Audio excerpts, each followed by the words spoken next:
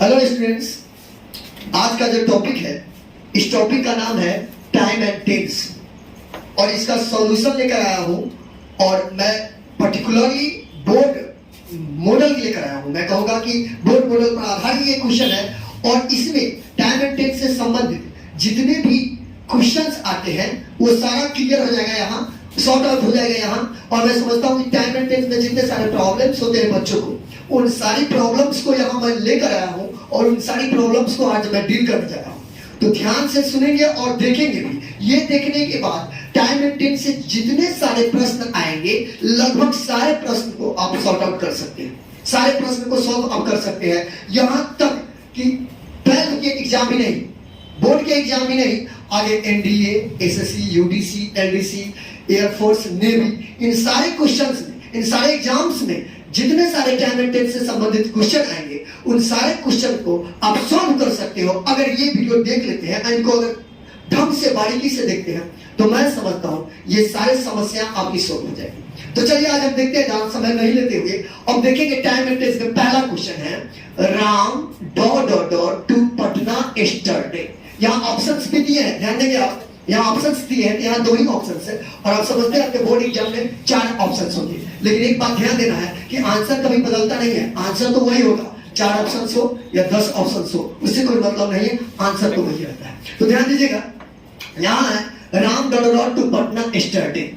Yesterday एक बहुत important बात, अगर जिस वाक्य में एस्टरडे लगा हो, ध्यान दीजिएगा, अगर किसी भी वाक्य में एस्टरडे लगा हो, प्रीवियस डे लगा हो, द डे बिफोर लगा हो, last year, last month, last week, last ऐसा कुछ लगा हो, ये एडवर्ब होते हैं। तो वह वाक्य का वर्ब प्रायः सिंपल पास्ट टेंस में जाता है। तो यहाँ देखिए एस्टरडे लगा है, तो एस्टरडे वाले वाक्य में वाक्य सिंपल पास्ट टेंस में जाएगा। तो पास्ट टेंस में क्या वेंट, यहाँ होना चाहिए राम वेंट टू पटना। क्या लिखेंगे?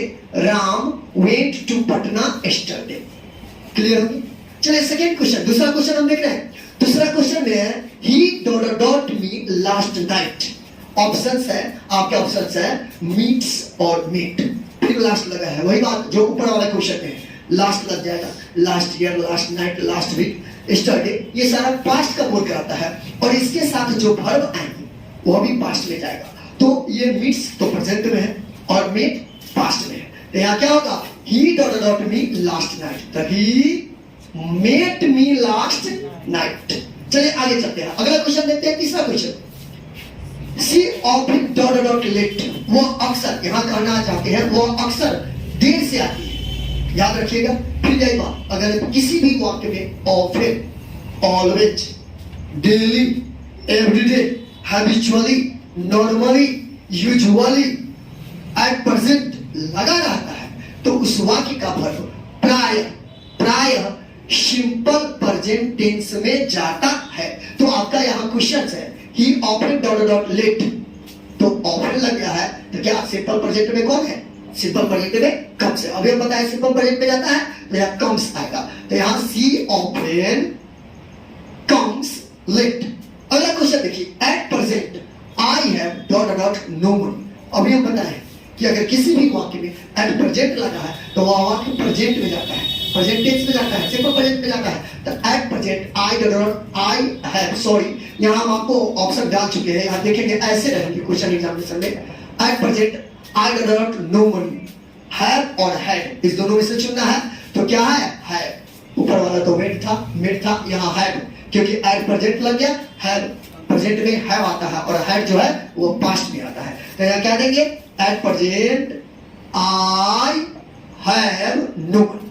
अगला क्वेश्चन देखते हैं, long ago there dot a king. यहाँ कहना चाह रहे हैं बहुत पहले, एगो का मतलब होता है पहले, फिर हम बताएं कि पहले भी एगो, yesterday, previous day, the day before, last year, last month, अगर किसी में रहता है तो वह वाक्य का वर्ब सिंपल पास्ट में रहता है। तो यहाँ एगो लगा है, एगो का मतलब पास्ट बोल कर रहा है। तो long ago there dot a king, ने बहुत पहले एक राजा थे, राजा है नहीं, राजा थे। तो आपके ऑप्शन है वाज और, सॉरी आपके ऑप्शन है वाज और इज, आपके ऑप्शन होंगे वाज और इज। तो इसमें क्या डालेंगे आप? वाज, क्योंकि पास्ट में जाएगा, पास्ट में जाता है। आगे देखिए, generally the poor dot honest, साधारणतः गरीब लोग ईमानदार होते हैं। याद रखिएगा, हम बताए थे कि अगर किसी भी वाक्य में जनरली, हैबिचुअली, नॉर्मली, यूजुअली रहता है तो उस वाक्य का वर्ब प्रायः सिंपल प्रेजेंट टेंस में जाता है। जनरली द पुअर या वेयर और आर, तो आर लगाएंगे तो सिंपल प्रेजेंट में जाएगा। तो यहाँ generally the poor are honest. अगला क्वेश्चन है, he does not hear tomorrow. ध्यान देंगे, अगर किसी भी वाक्य में, ध्यान देंगे, यहीं से हम इस वाक्य को पहचान सकते हैं कि यह वाक्य कहाँ है। तो किसी भी वाक्य में tomorrow, in future, in time to come, next year, next month, next week, ऐसा कुछ लगा रहता है तो उस वाक्य का वर्ब प्रायः सिंपल फ्यूचर टेंस में जाता है। तो सिंपल फ्यूचर में कम्स या विल कम, तो विल कम होगा। याद रखिएगा, टुमारो आएंगे। आपके ऑप्शंस में अगर 4 ऑप्शंस होते तो यहाँ आपको हम बता सकते हैं, comes, will come, came, none of these ऐसा भी हो सकता था, ऑल ऑफ दीज ऐसा भी हो सकता था। तो आंसर तो कभी बदलता नहीं। तो विल कम क्या हो जाएगा? विल कम हो जाएगा। तो यहाँ देखेंगे, he will come here tomorrow, will come. चलिए आगे देखेंगे, work hard लेस्ट you do not fail. कड़ी मेहनत करो ताकि तू फेल ना हो जाए। याद रखिएगा, बड़ी इंपॉर्टेंट है। जो यहाँ लेस्ट है, ये जो लेस्ट है ये कंजंक्शन है, लेस्ट कंजंक्शन है। तो कंजंक्शन लेस्ट के बाद अगर कोई वर्ब आता है तो वो पहले वर्ब, जो पहला वर्ब होता है वह एक्सिलरी वर्ब होता है और शुड ही होता है। याद रखेंगे, पहला वर्ब होता है और एक्सिलरी वर्ब, और ये क्या होता है? शुड। आपके ऑप्शन में है शुड, कुड, वुड, माइट, कुछ भी रह सकता है, लेकिन शुड भी रहेगा। तो कंजंक्शन लिस्ट के बाद आने वाला एक्सिलरी वर्ब मात्र, अकेला, एकलौता शुड होता है। याद रखेंगे। तो यहाँ क्या डालेंगे? शुड, शुड डालेंगे। चलिए आगे देखते हैं। अगला है, we eat so we do not live. इसे यहाँ जो सो है, ध्यान देंगे बच्चों, यहाँ जो सो है ये कंजंक्शन ऑफ पर्पस है। अगर किसी भी वाक्य में conjunction of purpose, so that, that, in order that, ये सब लगे रहे तो इसके बाद अगर जो वर्ब आते हैं तो वो एक्सिलरी वर्ब या तो मे हो सकता है या तो माइट। एक और कंडीशन, मे कहाँ होगा और माइट कहाँ होगा? अगर वाक्य प्रेजेंट में है तो so that, in order that, that के बाद मे लगेगा। और अगर वाक्य पास्ट में है तो सो, यहाँ लिखा हुआ है so that, in order that के बाद माइट लगेगा। तो यहाँ देखेंगे इस क्वेश्चन को, we eat so we do not live. हम लोग खाते हैं ताकि या इसलिए कि हम लोग जी सके। तो ये वाक्य प्रेजेंट में है और इसमें क्या लगेगा आपको? मे।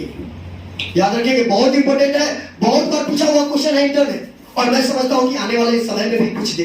तो ध्यान देंगे, इस रूल को देखते रहेंगे, फॉलो करेंगे, आपका लगभग सारा क्वेश्चन टेकअप होता रहेगा। तो देखेंगे, we eat so we may live. अगला क्वेश्चन है, he worked hard so that he did not pass. वही क्वेश्चन जो हम बता रहे हैं।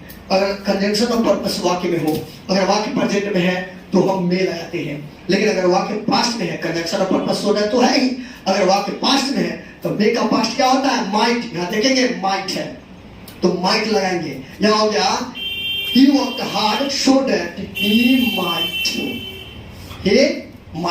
अगला क्वेश्चन है, it is time Ramesh to Delhi, Ramesh dot to Delhi. बहुत इंपॉर्टेंट बात है, it is time या it is high time के बाद, ध्यान देंगे बच्चों, it is time या it is high time के बाद आने वाला वर्ब हमेशा सिंपल पास्ट टेंस में रहता है। आपके ऑप्शंस में है गोज और वेंट। आपका सिंपल पास्ट में क्या है? वेंट। क्या लगाएंगे? Went. It is time Ram went to Delhi, Ram went to Delhi. अगला क्वेश्चन है, इट इज हाई टाइम। यही क्वेश्चन, इट इज टाइम या इट इज हाई टाइम के बाद आने वाला वर्ब हमेशा सिंपल पास्ट में होता है। तो यहाँ भी है, it is high time you do not meet. ठीक यही समय है जब तुम मुझसे मिला या तुम मुझसे मिले। तो यहाँ हो जाएगा मीट, प्रेजेंट में हो गया लेकिन डाला तो पास्ट में, तो यहाँ डालेंगे मीट, मीट पास्ट में। आगे I do not T already. अगर किसी भी वाक्य में, ध्यान देंगे ये सब एडवर्ब है, किसी भी वाक्य में just, just now, earlier, much earlier, already, it लगा है तो उस वाक्य का वर्ब प्रायः परफेक्ट टेंस में जाता है। एक और बात याद रखेंगे, या तो प्रेजेंट परफेक्ट हो सकता है या तो पास्ट परफेक्ट हो सकता है, लेकिन आपको जो ऑप्शंस होंगे उस ऑप्शन से काम करना होगा एग्जामिनेशन में। तो यहाँ देखिए, टुक और हैड टेकन, तो हैड टेकन पास्ट परफेक्ट में, तो यहाँ होगा I had taken T already, had taken, had taken. चलिए आगे देखते हैं, आगे देखते हैं बच्चों।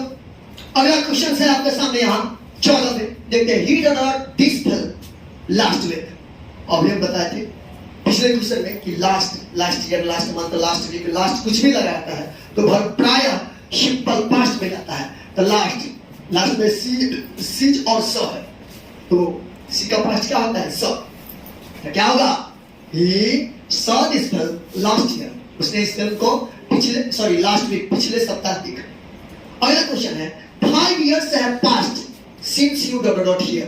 बहुत इंपॉर्टेंट बात है, अगर किसी भी वाक्य में since का प्रयोग कंजंक्शन ऑफ टाइम की तरह करते हैं, याद रखिएगा बच्चों, किसी भी वाक्य में since का प्रयोग कंजंक्शन ऑफ टाइम की तरह करते हैं तो since के बाद आने वाला वर्ब हमेशा सिंपल पास्ट में रहता है। यहाँ आपके साथ गो और वेंट है, पास्ट में कौन है? वेंट। यहाँ सो था, पास्ट में वेंट, क्या रहेंगे? वेंट। लेकिन इस क्वेश्चन में एक बात और समझाना चाहते हैं, since के बाद आने वाला वर्ब तो सिंपल पास्ट टेंस में रहता है, लेकिन प्रिंसिपल क्लॉज का वर्ब तो प्रिंसिपल क्लॉज, एक क्वेश्चन आता है कि प्रिंसिपल क्लॉज क्या होता है, तो ये हो गया प्रिंसिपल क्लॉज। तो प्रिंसिपल क्लॉज का वर्ब माने प्रेजेंट परफेक्ट टेंस में रहता है, अक्सर प्रेजेंट परफेक्ट हैव या हैज प्लस बीटी। ये भी क्वेश्चन आपके एग्जामिनेशन में पूछ सकता है, ध्यान दें। अगला क्वेश्चन है the patient had died before the doctor. ये बहुत पुरानी बात है, ये बड़ी इंपॉर्टेंट बात है, आपको पता होगा, ये कहावत की तरह चलता है, हालांकि कहावत नहीं है, लेकिन ये एग्जाम्पल बड़ी प्रसिद्ध है।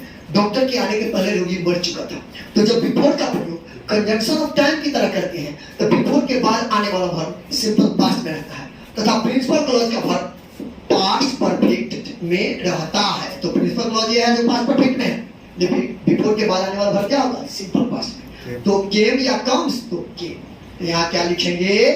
केम। The patient had died before the doctor came.